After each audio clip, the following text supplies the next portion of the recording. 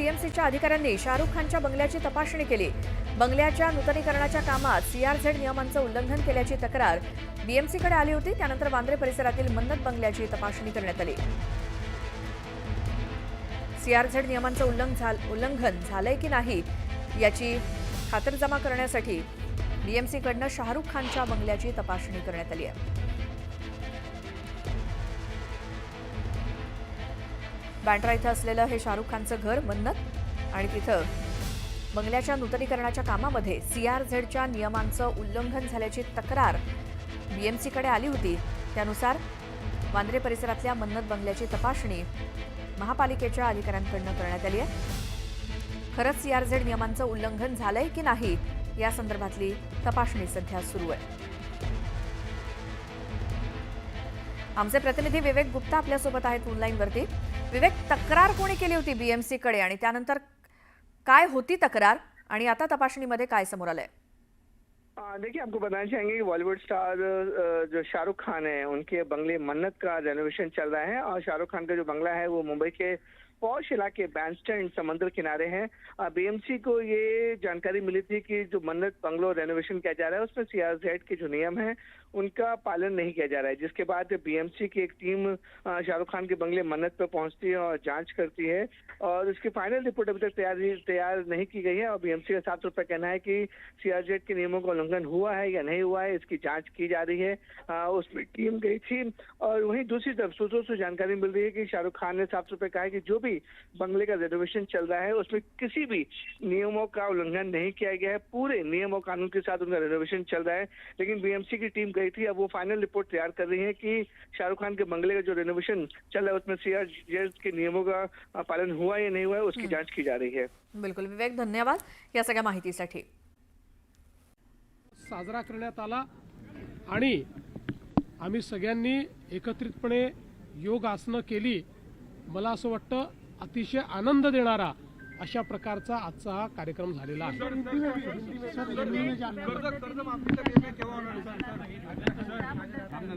रोज थोडी उत्तर द्यायची असतात। सर कर्जमाफीबद्दल अनेकांची मागणी होतीये, भाविकांनी देखील मागणी केली की कर्जमाफीचा निर्णय अजून घेतलेला नाहीये। हे सरकारने शब्द फिरवलाय का? कारण की निवडणुकीच्या काळात देखील महायुतीमधील अनेक नेत्यांनी शब्द दिला होता। मी या संदर्भात अतिशय सविस्तर सांगितलेलं आहे। कर्जमाफी कधी करायची या संदर्भातल्या काही त्याचे नियम आहेत, त्या संदर्भात त्याची एक पद्धती आहे। या सरकारने दिलेला एकही शब्द हे सरकार फिरवणार नाही। उचित वेळी योग्य वेळी हा निर्णय देखील राज्य सरकार निश्चितपणे घेईल। तुम्ही रात्री पालखीचं दर्शन घेतलेलं आहे, मात्र तुम्ही येण्यापूर्वी माध्यम प्रतिनिधी तिथं वृत्तांकनासाठी गेले होते, त्यावेळेस आळंदी देवस्थानच्या ट्रस्टींना मुजोरी केल्याचं पाहायला मिळालं। वार्तांकन करण्यासाठी गेलेल्या पत्रकारांना दमदाटी केली आणि पोलीस अधिकाऱ्यांना देखील दमदाटी केल्याचा आता व्हिडिओ समाज माध्यमांवर व्हायरल होते। मला असं वाटतं की खरं म्हणजे आमच्या वारीचा आणि पालखीचा जो काही मूळ तत्व आहे, मूळ अर्थ आहे ते आनंददायी अशा प्रकारचं तत्व आहे। ही आनंदाची पालखी आहे। विठुरायाकडे आनंद साजरा करत आपण जात असतो। त्यामुळे अशा प्रकारची घटना घडली असेल तर ती भविष्यात घडू नये अशा प्रकारचा प्रयत्न केला पाहिजे। त्याकरता संबंधितांशी आम्ही देखील चर्चा करू। अनेक वेळा स्ट्रेसमध्ये, टेन्शनमध्ये अशा प्रकारच्या गोष्टी घडतात, पण त्या घडू नयेत। त्यामुळे आपणही मनावर घेऊ नका, पुढे घडू नयेत अशा प्रकारचा प्रयत्न आम्ही देखील त्या संदर्भात करू। पण अशा संस्थांवर माणसं नेमतात, किमान काय गुन्हे काळात काही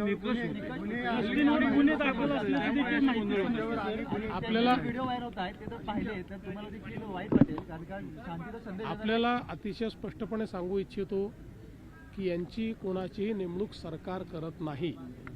ही सगळी नेमणूक ही ज्युडिशियल ऑफिसर्सच्या माध्यमातून त्या ठिकाणी होते। त्याची नेमणूक ही सरकारच्या माध्यमातून केली जात नाही। सर, हिंदी में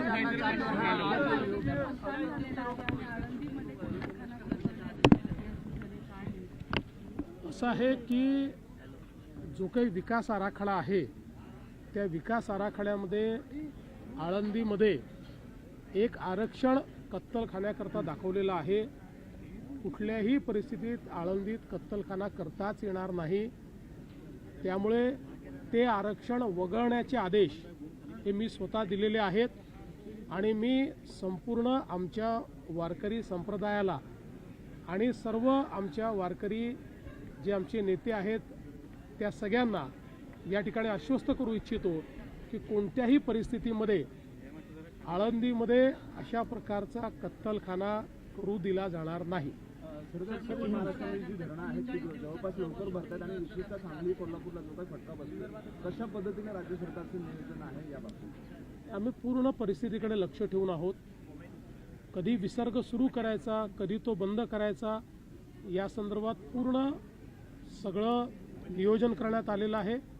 बाजूची जी राज्य आहेत त्या राज्यांशी देखील आपलं कोऑर्डिनेशन आहे. त्या राज्यांमध्ये आपला एक त्या ठिकाणी इंजिनियर हा बसलेला आहे की जो तिथे या पूर्ण पावसाळ्यात तिथेच असतो आणि तिथनं तो कोऑर्डिनेशन करतो. त्यामुळे मला असं वाटतं की योग्य प्रकारचं कोऑर्डिनेशन केलेलं आहे. अर्थात निसर्गाचा अलीकडच्या काळामध्ये काही फार भरोसा देता येत नाही, पण आपल्याकडनं नियोजन पूर्ण केलं आहे. सर, हिंदी में जानना चाहते हैं, अंतर्राष्ट्रीय योग दिन है, आज वारकरियों के साथ आपने बनाया, क्या बताइए? मुझे बहुत खुशी है कि आज अंतर्राष्ट्रीय योग दिवस पर पूना में हम लोगों ने सावित्रीबाई फुले पुणे विश्वविद्यालय इसके तत्वावधान में एक बहुत अच्छा कार्यक्रम संपन्न किया है, जिसमें महाराष्ट्र की प्राचीन परंपरा जो वारी की परंपरा है, जिसमें लाखों हमारे वारकरी ये पैदल श्री विट्ठल इनके दर्शन लेने के लिए जाते हैं, वो सारे वारकरी आज पूना में है. कल रात को वो पूना में रुके थे. उनके जहाँ जहाँ पर वो रुके हैं ऐसे सब ठिकानों पर एक साथ हम लोगों ने इस कार्यक्रम से उनको जोड़कर आज योगासन किए हैं. साथ ही में 700 पूना विद्यापीठ के महाविद्यालयों में भी हम लोगों ने इसी प्रकार से योग आसन किए हैं और एक बहुत भव्य इस प्रकार का कार्यक्रम हुआ है. मैं देश के प्रधानमंत्री आदरणीय नरेंद्र मोदी जी का आभार व्यक्त करना चाहता हूं कि हमारी जो प्राचीन संस्कृति है, हमारी जो जीवन पद्धति है, हमारी जो चिकित्सा पद्धति है, जिसमें केवल शरीर का विचार नहीं किया गया है, जिसमें मन का भी विचार किया गया है, जिसको आज की परिभाषा में होलिस्टिक हीलिंग कहते हैं, उसकी क्षमता हमारे योग में है. और उस योग को अंतर्राष्ट्रीय स्तर पर मोदी जी के कारण सारे देशों ने अपनाया है और पूरी दुनिया में आज योग दिवस हम लोग मना रहे हैं. उसी का एक हिस्सा आज पुणे में हम लोग योग दिवस मना पाए, इसका मुझे बहुत हर्ष है, आनंद है. सर, पुणे विद्यापीठाचा दर्जा वाढला, आंतरराष्ट्रीय पातळीवर रँकिंग वाढली, पण प्रत्येक विभागाची अवस्था अशी की तिथं प्राध्यापक नाही आहेत. 2-2 प्राध्यापकावरती सर्व भार आहे. तर त्या भरतीच्या अनुषंगाने काय? पहिल्यांदा मी पुणे विद्यापीठाचं अतिशय मनापासून अभिनंदन करतो की पहिल्या 600 विद्यापीठांमध्ये जगातल्या आता पुणे विद्यापीठ आलं आहे आणि मला अपेक्षा आहे की पुढच्या वर्षी किंवा येत्या 2 वर्षामध्ये आपलं जे स्वप्न होतं की पहिल्या 500 विद्यापीठात आपली विद्यापीठं असावीत, कारण जगामध्ये पहिल्या 500 विद्यापीठांना मान असतो. तर मला असं वाटतं त्या दिशेने सावित्रीबाई फुले पुणे विद्यापीठाची वाटचाल चाललेली आहे. त्यामुळे इथले कुलगुरू, इथले व्यवस्थापन परिषद असेल, इथले सिनेटर्स असतील, सगळ्यांचं आणि प्राध्यापकांचं देखील अतिशय मनापासून मी अभिनंदन करतो.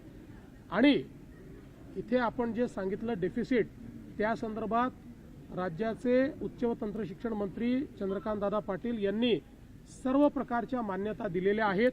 भरती प्रक्रिया लवकरच सुरू होणार आहे आणि हे जे काही डेफिसिट आहे तेही पूर्ण केलं जाईल. उद्धव ठाकरे एकत्र येण्याची शक्यता आहे सर. मुख्यमंत्री देवेंद्र फडणवीस आज पुण्यामध्ये आहेत. संत तुकाराम आणि ज्ञानेश्वर माऊलींच्या पालख्या दोन्ही पुण्यात मुक्कामी आहेत आणि त्यामुळे आंतरराष्ट्रीय योग दिनाचं निमित्त साधून त्यांनी पुण्यामध्ये वारकऱ्यांसोबत योगाभ्यास केला.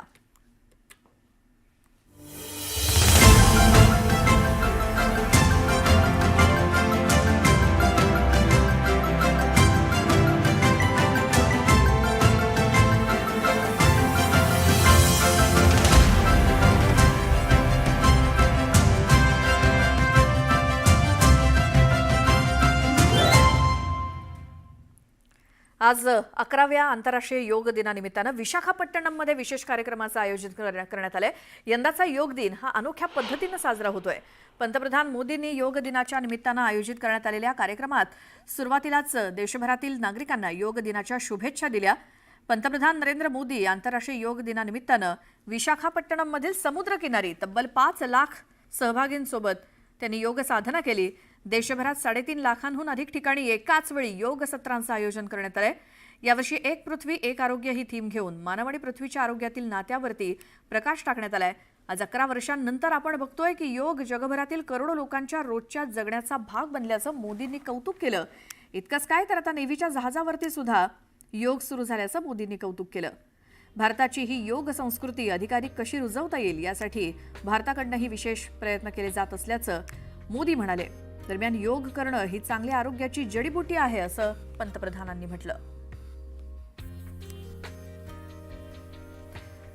तर जागतिक योग दिनानिमित्तानं देशभरात विविध कार्यक्रमांचं आयोजन करण्यात आलंय. केंद्रीय मंत्री सुद्धा या योग दिनाच्या कार्यक्रमात वेगवेगळ्या ठिकाणी सहभागी झाले.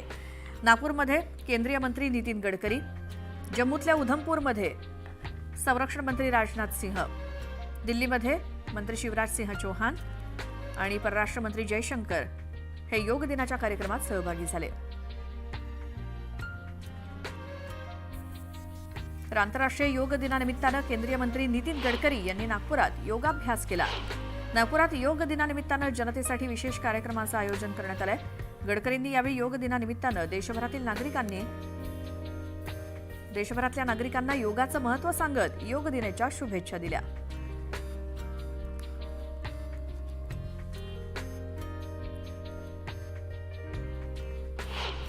मुझे इस बात की खुशी है कि आदरणीय प्रधानमंत्री जी ने यूनो में आज का दिन योग दिन करके जाहिर करने के लिए अनुरोध किया था. आज पूरे विश्व में अनेक देशों में बड़े प्रमाण पर आज योग का प्रसार हुआ है और लोग योगासन कर रहे हैं. ये हमारे लिए बहुत बड़ी उपलब्धि और अभिमान का विषय है. मैं सभी भाई और बहनों से अपील करूंगा कि अपने अच्छे स्वास्थ्य के लिए रोज़ नियमित रूप से योगाभ्यास करें.